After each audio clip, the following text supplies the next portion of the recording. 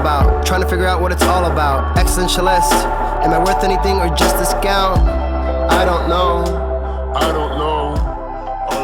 That was great sounds of Watts with Outside on WNHHLP 103.5 FM New Haven. Myself, Prestige, with my partner in crime, Long Island raised, Elm City made, Easy Bluez is in the building. Easy Bluez, you are better with introductions more than me. Who do we have with us today on Behind the Brand? Ladies and gentlemen, we are a society, we are a species that thrives on community. We are. That's just the reality of it all. And when we can find our place where there is just unconditional love and support, then truly we can blossom as human beings. And finding that place is so important, especially if you don't look like someone like me. It's even more important.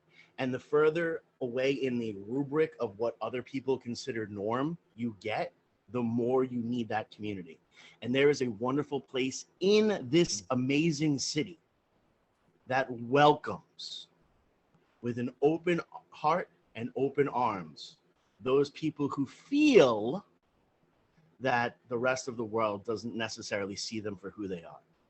And that is the amazing New Haven Pride Center. And we are absolutely blessed to have someone who, no joke, in my life in these past couple of months have become a hero. So I want you to put your hands together, not if you're driving. If you're driving, you keep your hands at 10 and 2 for the amazing Freddie Swindal. How are you today, Freddie? How's it going on? Hello. I'm doing quite well, fellas. How are you? How are you both? Excellent. Happy to have you on.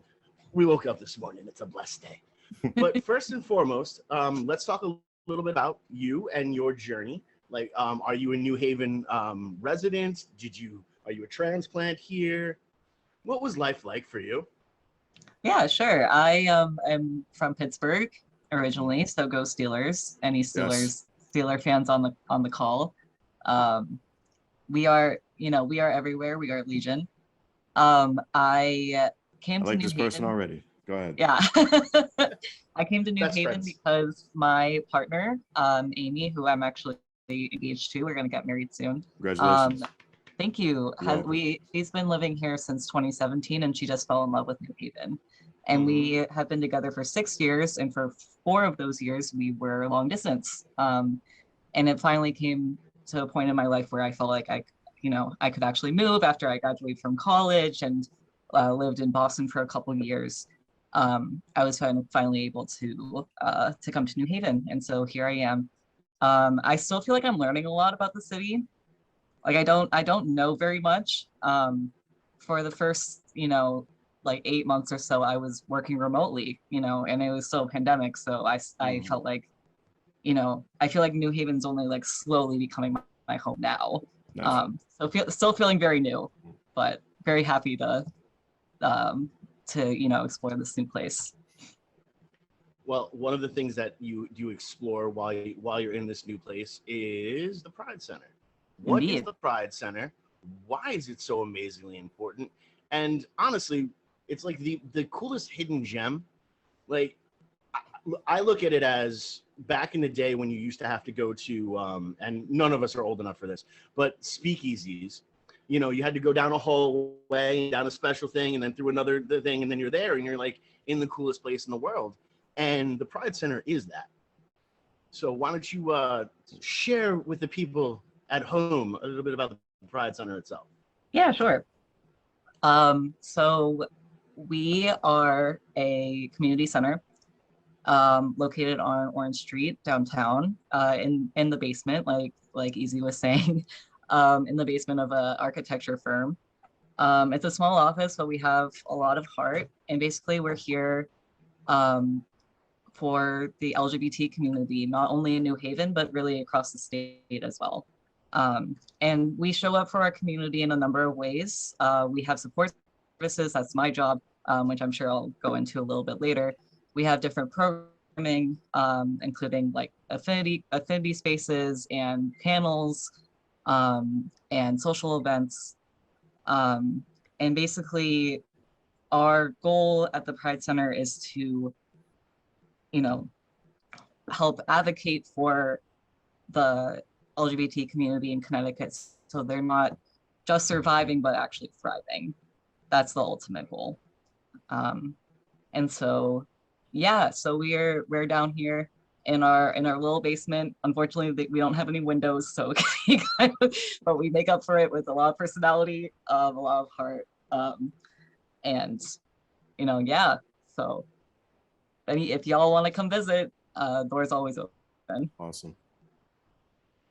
And that's incredible. But let's get a little bit more into what the Pride Center is itself, because the term gets tossed around a lot, and there are still some people, I don't know where these people are, but apparently under a rock somewhere, and I'm hoping they're listening now, so their horizons can be expanded. There's some people who don't know what the word pride means when it comes to a center, and how important it truly is to have that place in every city, every town, everywhere. So let's we don't shy away from the tough questions or the hard conversations. Hope you buckled your seatbelt. And again, whatever you want to share, feel free to share. Whatever you don't want to, just say, I'm going to move on, and that's fine. Cool. Man, it's so funny because I hear the word pride and it's just like inherent to my identity as a trans person and as a queer person. And I think that it's that, I think about my existence as a trans person, right? And how there's a lot of people nowadays that say that this is a trend that kind of just, that transness is something that just kind of came out of nowhere, and people are just like, that it's like a phase, that is a cool thing to do, things like that. But the thing is that I have ancestors, all trans folks have ancestors. We've been around for hundreds and hundreds of years. Queer people have been around for hundreds and hundreds of years, but we've been erased from the conversation.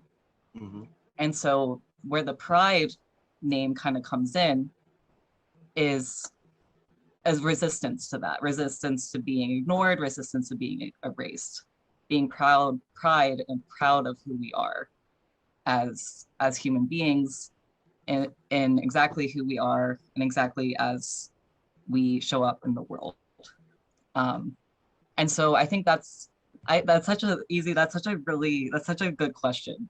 Just like diving into what like the pride means, because I've had people ask me where I work, and I tell them the Pride Center, and they know like immediately that means that I work with the queer community.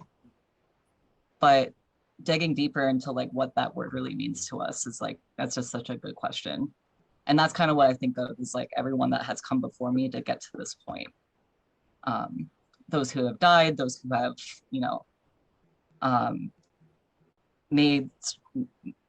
gone lengths so that we have access to healthcare, that we have, marriage equality, things like that.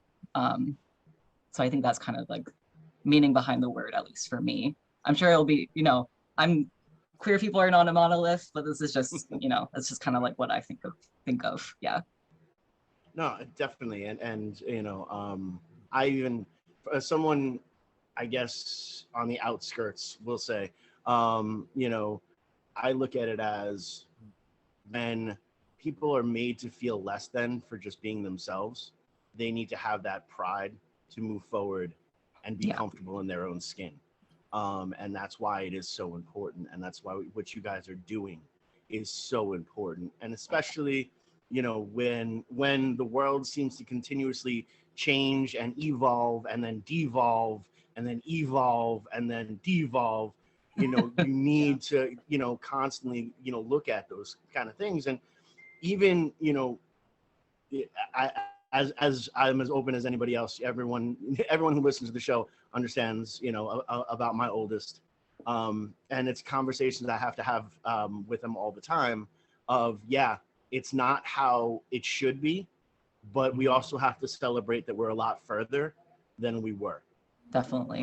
You know, and it's not losing sight of that, and that's why I think Pride is so super important. And also, I also don't think it should be a month. It should be all the time.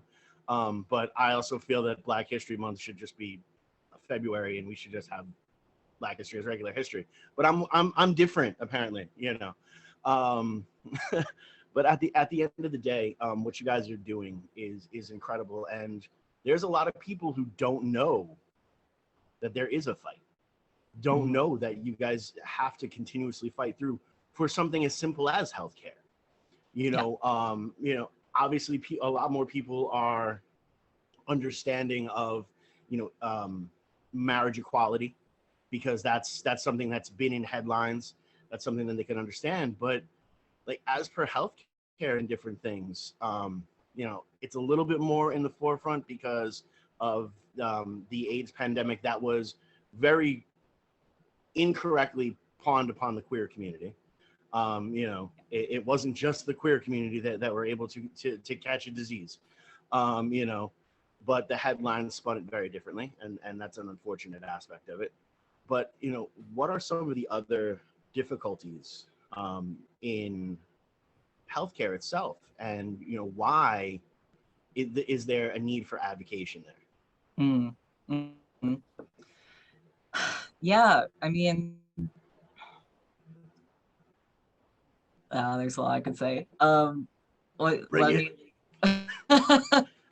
What immediately comes to mind is just issues around access to trans-affirming care. I have been on hormone replacement therapy. HRT is what it's, stands for about 2 years.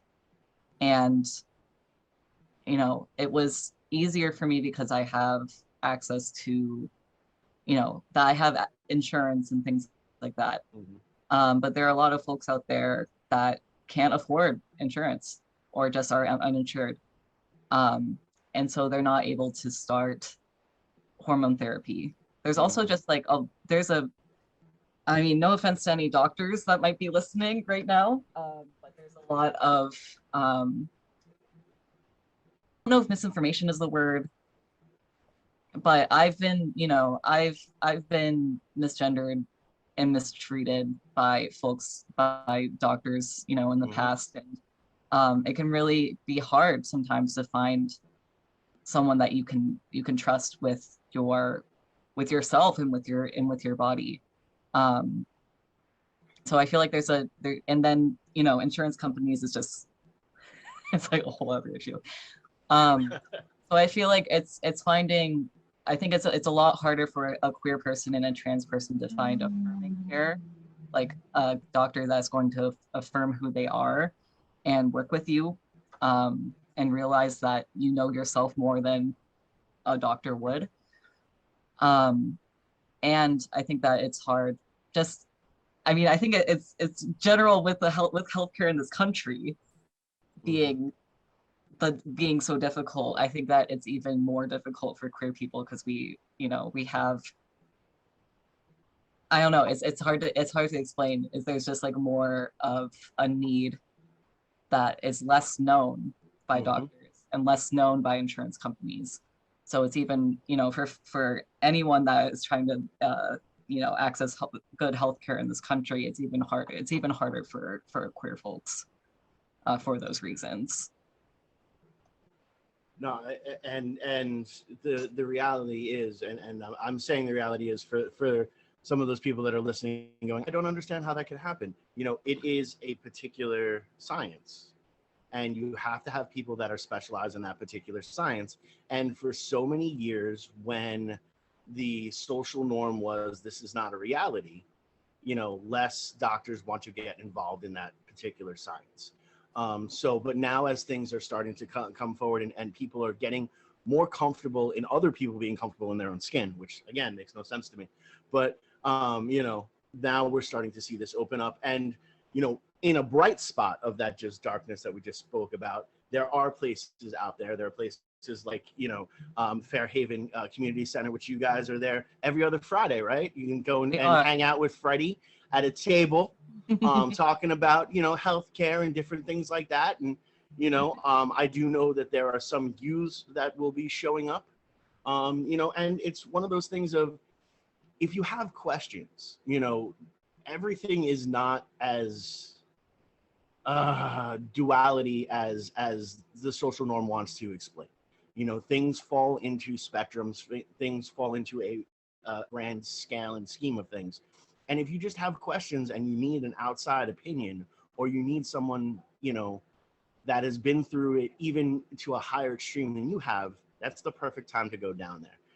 And if you need to go down with a group of your friends, or, you need someone to take you down there and convince your parents that you're just going because you had a cold, hi, you can email me. We'll show up there. It's no problem. But it's so important. You guys are taking this amazing stance in the community itself, and in watching how things have transpired for your guys' community, going from watching people being completely ostracized, or in some cases, and it still happens today, so I don't want to in some cases killed for being themselves, to now you guys having such incredible courage to go outside of the community, or going directly into, a medical center and providing information. I mean, it is a glorious thing, and it is a victory that I hope you guys take this second every once in a while and celebrate it. How did this partnership with Fairhaven Community Health start up? Yeah, they're doing they have a LGBT clinic, and they're doing just some really, really incredible work. I actually started seeing them for my own medical care, and I only joined the Pride Center full-time in March, but my supervisor and overall hero and mentor, he's actually in the same room as me up there, Juan Carlos Soto, has had a previous relationship with the LGBT clinic there. And we met with them a few months ago, and we're kind of talking about how we can collaborate more, because I think it's also the other difficult thing is that New Haven's not the most accessible city. Being in downtown New Haven, it's far away from other parts of the city, like Fairhaven. Like, I think that we have, it can be a little bit hard to get some folks that would really benefit from being here at the center. But the fact that it is downtown, there is kind of a barrier there. So we were talking about ways that we can kind of bridge that gap. And one way that we thought of that was to start tabling at Fairhaven, so that folks that are there, for their healthcare or for like an appointment, whatever, can sit down with me and just kind of get to know like what the center does and how we can kind of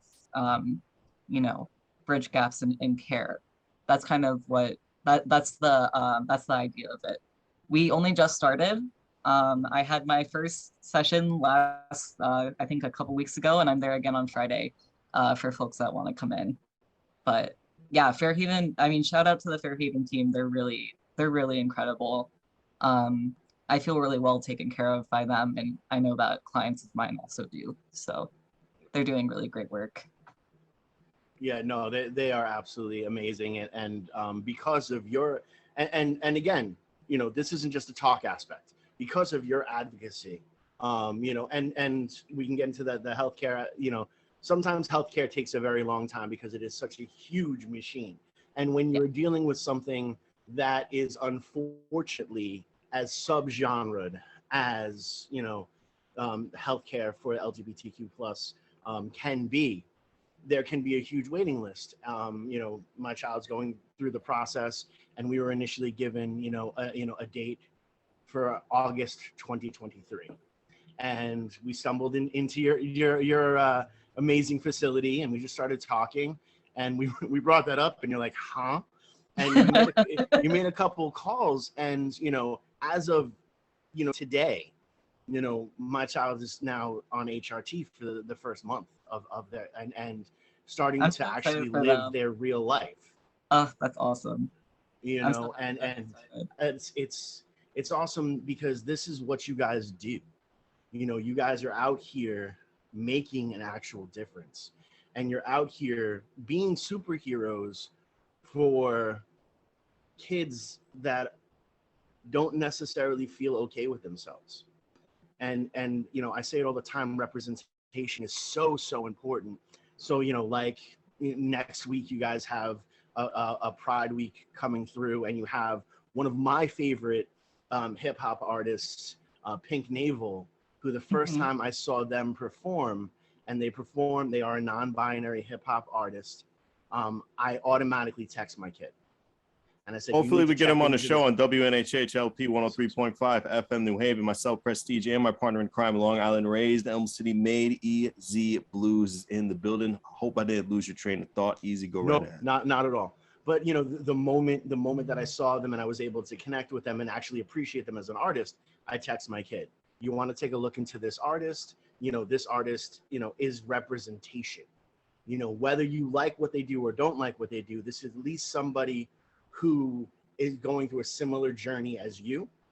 And it's important, because, hey, if it wasn't for Luke Skywalker, I might not have been as okay growing up without a father as I was, or you can say, if it wasn't for Samuel L. Jackson, Prestige might not be as great rocking the ball dome and looking as bad, as he can. You know what I mean? Having representation is so super important. And as we continue to go through the arts aspect, yes, you've had some come through in the different genres, but right now we're just seeing it in this full blossom and bloom aspect. What type of other artists can you recommend for those sitting at home right now? Like, who's on your playlist? Who's on my playlist? Oh Yes. man. I don't know if I'm the right person because I just listen to 60s and 70s music. I'm gonna be real. That's all I listen to. Okay. Okay. I listen to a lot of disco. Okay. I mean, there's nothing wrong with listening to a lot of disco. Disco works. Disco. Are you kidding me? Without disco, we wouldn't have had Nirvana's Nevermind. Most of the drum fills and all that were stolen directly from Cameo. To be honest with you. So yeah, it makes sense. But there are these incredible stories that as we go forward. I believe the Against Me singer. She went through the journey and continues to be, in the limelight, continues to push forward as the singer of that band, and you get a little bit more of an understanding. I remember when the lead singer of Judas Priest first came out, and then start to re-listen to some of the stuff that they were writing before. And now you have a little bit more of an understanding, because a lot of art does come from pain. It's just I guess the cheap pop of art. I say it all the time. Us as artists, it's our job to take all the pain in the world, feed it through our system, and then project it out of the prism that is our heart into the world itself. So you get to see different things like that. And now a lot of these stories, like a Miles Boland or, a Pink Navel, talking about growing up and being different and not necessarily getting the support that they should have had. Right. Not necessarily having, we've talked about it on the show a bunch of different times with a bunch of different guests, but, there is this moment, and it actually comes from a place of love initially. And it's a fear-based love, where definitely the generation before you wants you to live like the perfect life and have nobody, you shouldn't even break a nail, or the lead in your pencil should always be there. You know what I mean? There should be no distress. And then as the reality comes in, then that fear kicks in. So, there was many generations that said, you can be this, but don't try to be that, from an artistic point of view. I had my own family. Be whatever you want, just don't be a musician because you're never going to make any money. And they weren't wrong, but still. But there's those different aspects, and comes from a place out of love, but it's also one of the first trauma points. Yeah. And that's why, again, the Pride Center is so important, because there are places where people do not even feel safe in their own home. Yeah. And to have a place where they can go and be safe, is important. Are there any particular hotlines that they could call, or other ways to get in contact that won't necessarily like show up on the phone bill? You know what I mean? Just kind of ways so that, again, I don't think it's out of a place of malice that the generation prior. I really do think it's out of a place of love and fear. But that wound will take some time to heal, and it's really about supporting, the individual themselves. So are there other ways that they can get in contact, and, or am I just talking to talk? Yeah, I mean, I don't really operate with hotlines. I know off the top of my hand, the Trans Lifeline is a really good resource. I think that's a national one. In terms of getting at least connected to the Pride Center, I have, a work cell phone, so people can just text or call me, and I get back to them like as quickly as I can. I think for it, yeah, the young folks, it's a hard thing for sure. I've had like many conversation with people like saying that they just are afraid to be who they are. And I feel it's my responsibility to share with them the joy of being queer, of being trans, because in the world that we live in, there's just so much focus on the sadness of it. But it's kind of like what you were saying earlier, Easy, like there's so much to celebrate about being queer, about being trans. And I think that's another one of our goals here at the Pride Center is to show that to anyone that walks in, but especially our youth. And we also have a really amazing youth director here. Her name is Ola Achumare, and she's done really incredible work, not only with queer youth, but with the Black and Brown community here in New Haven. And I would say that that's also, and they're starting some really great youth programs too, so that not only youth can have different mentors, but also can meet each other, because I think that community of people your own age is just so important. So those are my collection of thoughts. No, that's what's important, because even just knowing that there is a place, whether anyone ever reaches out or goes there, just knowing that there is a safety net, or there is a security blanket, can be, because then now at least some people who might not have known before will know now, and that is one of the most beautiful things out there. So, and again, thank you so much for everything you do, not only just for how you've helped my family in particular, but just for everything you do on an everyday basis. Standing up can be very difficult, and it can be very taxing, and we've been going through, I think we're on like Mental Health Month 97. How important is the mental health journey for the journey that you've been through? Oh man. I mean, I wouldn't be here.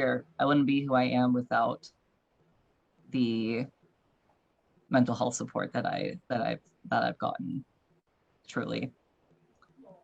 I remember I had this one therapist back when I was first coming out as trans, and they were non-binary as well, and they just seemed so like confident in who they were.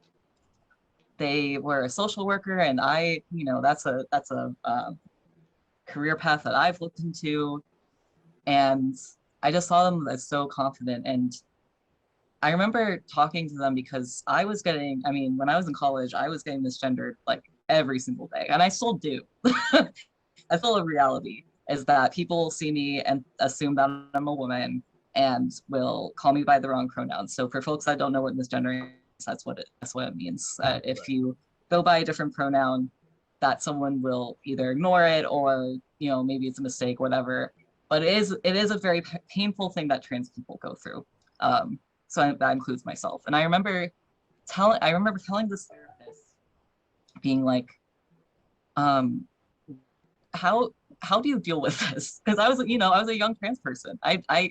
I didn't know. I only knew sadness because I didn't want to be trans, things like that. I was just like, how do you do this? How are you like a 30-something, like openly proud as a non-binary person?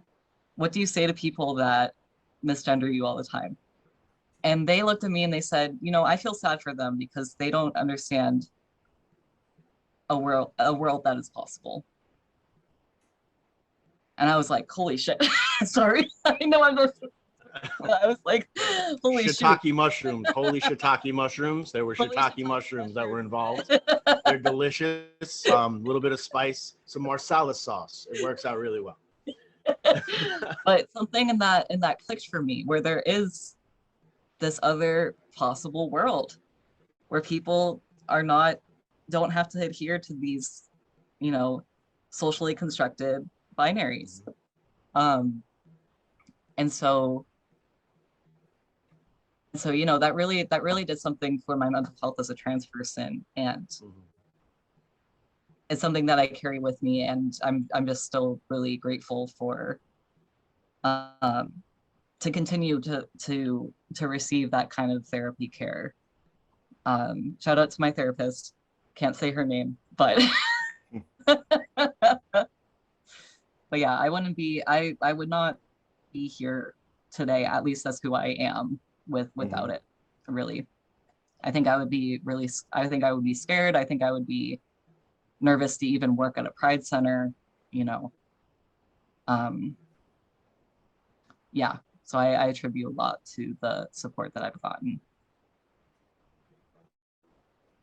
First and foremost, thank you. Again, when we got into the interview, said you can share as much or as little as you want, and your transparency and your story is amazing. Also, sorry you had to feel that type of pain. Just being real. But that's kind of what we were talking about earlier, about that generational aspect of it. It's like you're told as a child you can be whatever you want to be when you grow up, until you tell your parents it's something that they don't like, and then they can't understand it. And I think that's a big part, is there's a whole bunch of people that can't understand, they can't comprehend. They don't understand how painful misgendering can be. They don't understand how painful using a dead name can be to somebody. And that's, I guess, the best way I could describe it to people that are not in the community is, imagine someone purposely looking you in the eyes and calling you by the wrong name, and not only by the wrong name, but by like the name you were picked on as a child. You were that one kid that happened to have flatulence in kindergarten, and then you were known as Farty Smarty for the rest of your life. And that carries pain with it. So when they look at you in the eye, and as a grown human being that has accomplished things, that has done, has gone above and beyond to relish back to being called, Farty Smarty, that's soul crushing. And we need to do better as a whole, you know. And there are those points in time where someone might just slip.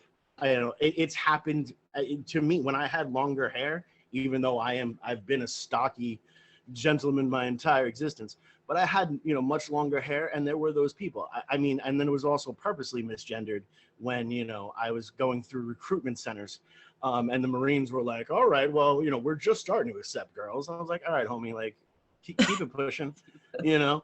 I don't really care, you know, but that was me, you know. So just understand, you know, yes, sticks and stones may break my bones and words will never hurt me, but they can. Because it's not the word, it's the context of the word that is the most important. And, you know, being confronted constantly with a nightmare is not fair for anyone. So we need to do better as a human society, you know, and let people be whoever they want to be. You know, stop telling kids they cannot be, you know, dinosaur riding astronauts when they grow up. You can be a dinosaur riding astronaut. Catch that unicorn and let's rock and roll. That should be what we're feeding children to move forward. And then the world's going to beat you down enough. Stop, you know, you don't have to be one of the first people. You know, the hand you hold should not be the hand that holds you down. I'm going to get off my soapbox now. I'm going to ask a fun question. So what do we have coming up this week for Pride Week? Yeah, so look out for a lot of different panels. Our big event is gonna be September 17th. We'll have a lot of different vendors, we'll have a lot of different tables, we'll have performances from different drag artists. So that'll be next week. It'll be really fun. I hope that everyone can come out. Now Freddie, again, hold on, because we have this with a bunch of other people too. Anyone can go. That's right. Yes. Everyone is welcome. Okay, because this is about inclusivity, and you cannot exclude people to include everyone. So I just want to put it out there for the people like, well, I can't go to that because it's not. No, you can go, and please do. You know, you're going to learn and you're going to meet. And I mean, anyone who has not hung out with a drag performer, you're missing out on some of the coolest things in life. You know, I've had many opportunities. I've gotten some incredible movie suggestions from our dear friend Frankie Cyanide. You know, phenomenal Christopher Walken movie they suggested for me. I've been watching it like 19 times since then. But you know, go and live that life, live that experience, and go meet somebody different than you, and go experience their times for celebration, because it's so important. And you've got some incredible music guests, including you know, former guest on our show and one of the most incredible human beings in the entire world, Electra. I love Falconeer to death, one of my favorite human beings. I actually have been calling them a living, breathing work of art for years now. And I know that like when they got booked for it, they actually messaged me like with the little, I like get the squeal and everything. I'm so excited. So I'm so happy to see her, you know, really taking that forefront and giving back to the community as well. Now, are you having an event every single day next week? Is there like particular, like, I don't know, is there a crocheting event? You know, I haven't gotten my pearl work down quite yet, but I would totally go to a crocheting event. Like, what are the other kind of events you guys are offering? Yeah, I have. I know. You forgot the list, didn't you? Take your time on WNHH LP 103.5 FM New Haven. Myself, Prestige, and my partner in crime, Long Island Raised, Elm City Made, EZ Bluez is in the building. We got Freddie Swindal of the New Haven Pride Center. Take your time, Freddie. No pressure. I know that we have a Mixed New Haven pageant. That's gonna be really cool. All right. So that's gonna be folks of all genders that are, you know, performance artists, drag queens, things like that are all gonna be competing to be the Mixed New Haven of the New Haven Pride Center. Easy if you wanna get up there, show your stuff, you can. I'll That's be there. that's gonna be something that's on Saturday, that's September 17th. That's gonna be a lot of fun. We'll be crowning someone for that event. And then, yeah, other than that, it's gonna be a lot of different panels and stuff that'll be popping up all during the week, and you can learn more about those on our Instagram and our social medias. That's where all of that will be announced. Awesome. Is there any one musical guest that you're excited that you have coming through, or no one from the 60s and 70s is playing and there's no disco, so you're like, I'm gonna be there? I tried to perform a seance so he could show up, but he didn't get back to me. So It's true. It's even in the afterlife, Bowie and Prince are both extremely booked right now. that's true. They So couldn't make it. it's tough. It's tough. Yeah. But if you wear purple and just a single star, like you don't even have to paint the whole eye, just like right behind the eye, they'll be there in spirit, and that's all that matters. Can I tell y'all a secret? Please do. That's not gonna be a secret anymore. Not really. I'm not really a performer, Mhm. but my dream would be to do drag as Alanis Morissette and just do the entire Jagged Little Pill album. I happen to know a whole bunch of like musicians that we can make that happen. I'm kind of shy on stage though, so I get worried. Okay. But my friend said that I could do it and say it's called Dragged Little Pill. I think that's really funny. I agree. That is hysterical in all the fun ways. No, that's great, and and you gotta love like those different type of aspects there, and again, I can't like drag for me. I'm infatuated with it. I think it is some of the best performance you're ever going to see anywhere. We've done some really cool things in Shame Penguin, but like I knew we like really hit it and we could retire when our song Pretzel Time wound up on a playlist, and it was like the trail mix playlist. So we had pretzel in it, so they threw it in there. Pretzel Time was on the same playlist as Ginger Minge, and I was like, this is it. This is life. This is incredible. I am super happy. And even Pax Headroom got to see us play at Elle's coming out party at the State House. And they looked at me dead in the eyes and like, you are a drag performer. Like I was actually very mad. I'm stealing some of your moves. And I just thought that was absolutely incredible, because there's fun. And we've gotten so far away from that as a society. And in performances and everything, there's no more real element of fun. And there's this, drag performance is such an incredible element of fun. And you need camp in life. Without camp, life is boring. So I think it's incredible, and I cannot wait. And I'm not saying 100% that I'm going to get into that contest, but I'm probably going to get into that contest. I'll be real. I like the attention. It's cool. It's true. It's fine. I was a latchkey kid, so pay attention to me. Freddie, what's the Lavender Lit book series? Yeah, so that's actually a program run by my dear friend and colleague Siani Oliveira. They are the program curator for women and non-men, and they have a book club every month with different for different queer women or queer non-men books.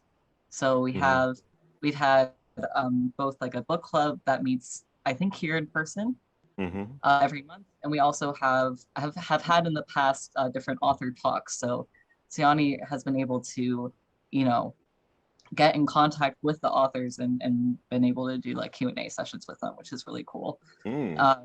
Yeah, so that's one of the really cool programs that we do here. Siani's amazing. Shout out to Siani. So yeah, that's one of the cool things here for sure. One other cool thing when me and Easy visited the Pride Center, I saw the amazing artwork just surrounded by how enriching that is, just to walk in every day to work and to see all these great youths just make these great pieces of art. It's like you get this free Picasso every single day. How great does that feel? It's amazing. It really is. Yeah. I feel very like, I feel very honored and humbled by it, really. I would get emotional if I talk about more, but especially, I mean, Right. recently we had an art exhibition where it was actually the staff that put up their art. And I'm not really an artist. I've never really drawn anything, but I've written poetry about like my experiences as a trans person. And my supervisors and executive director Patrick Dunn, and then Juan Carlos, who I mentioned earlier, they were both like, "Oh, let's display your poetry," and I was like, "Well, okay, let's." And I've never had that happen before. Like these were poems that lived on the notes app on my phone, and suddenly they were like on the wall. So I just, yeah, it's this place values like all types of art, and that was something that was like really special to me. I know that we also showcase art from different, local artists here. Right. That, that's also like really just beautiful. Yeah,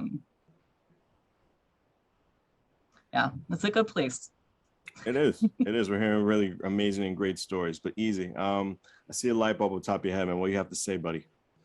Well, no, it's extremely important, and I love every aspect and anything we can ever do to help grow. And the next time you guys have any type of events, please feel free to hit us up. Like, yeah, we'll show up. We'll show up with a table. We don't have a table, but we'll show up with one anyway. We'll go steal one from the normies down the road, and it'll be fine. They have plenty of tables. I've heard the normies just have complete and total like supplies of tables. So anything we can ever do, we're there for you. I love you all to death. And you guys have helped out my family so much. So anything I can do, y'all are family now. I'm a trip. So good luck dealing with me. I'm the uncle I'm the uncle you're like, oh, he's here, we're gonna have fun, and then like halfway through you're like, is it over yet? Can we go home? It's true. I know. I'm self-aware. But that's, this is something that is so super important, and I'm so glad you guys are there. And I hope that we can start like building some, I don't know, lighting systems where like awesome rainbows appear when you walk up to the place, so more people can know where you guys are, because it really is. You guys are a little bit tough to find. I'm not, I definitely felt like I needed key codes and passcodes, and I'm sure that it also has a lot to do with security, and making sure it is a safe place to 100% be yourself, and because there are, again, people who do not feel comfortable being themselves at home, and if you can't feel comfortable, in your own castle, where else can you feel comfortable? So I get it. But if any way that we can help shine that light to where you guys are, like giving you a second to tell us the address of the Pride Center right now, we'll do that for you. So this is where you say the address. And now I will say the address. Yeah, no, I really appreciate that, Easy, and the love is definitely mutual. Yeah, you can come visit us at 84 Orange Street. We live under a architecture firm. So it looks like an architecture's building. Unfortunately, we don't have any flags or anything displayed up front. But what you do is you get to that 84 Orange Street. There's a little doorbell on the right. You hit the one that says NHPC, and then you take the elevator to the basement floor. If you ever need any assistance, you can always text or call or email me. I'll make sure that y'all have that to give out, because yeah, And then I also wanted to do a quick plug that we have a food pantry here that we also give out. So we give out non-perishable foods. We also give out toiletries.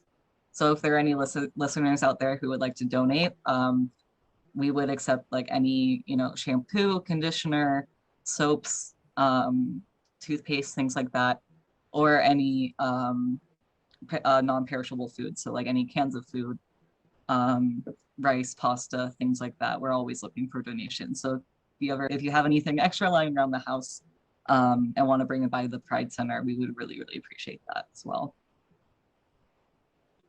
Awesome. And you were also talking about your social medias before. Indeed. And you mentioned you have social medias, but you didn't mention your social medias. So let's tell them where these social medias are. The social medias are, so you can follow us on Instagram at New Haven Pride Center. You can follow us on Facebook at New Haven Pride Center.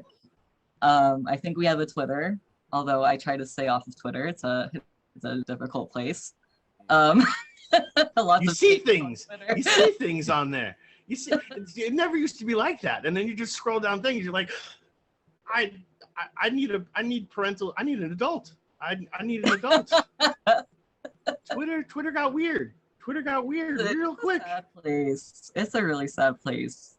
When I want to feel sad, I go on Twitter. When you need a good soul cry, you go on Twitter. But yeah, Instagram and Facebook are the main ones. And we also have a newsletter and e-blast that you can sign up for on our website, newhavenpridecenter.org. That's awesome. Now, we are starting to wind down, and Sandman is pulling the curtain, or if you've watched the show, sprinkling some dust in your eyes. Is there any advice you want to give, that person right now that just tuned in? They're so mad that they missed the entire thing. They're going to watch the replay. But do you have any type of advice for the youths out there?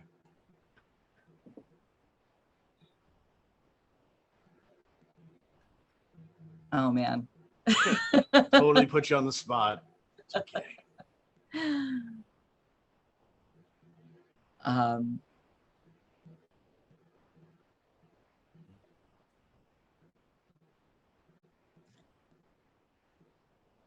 Don't be afraid to be exactly who you are.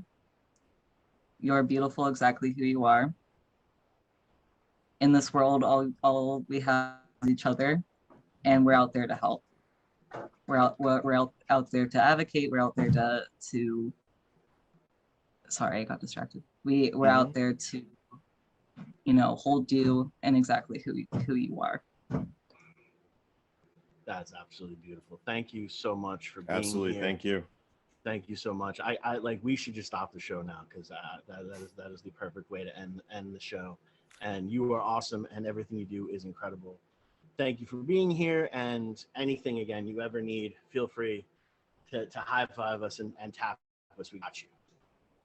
On WNHH LP 103.5 FM New Haven, myself, Prestige, and Easy Blues, and this has been Behind the Brand. Thank you, Freddie.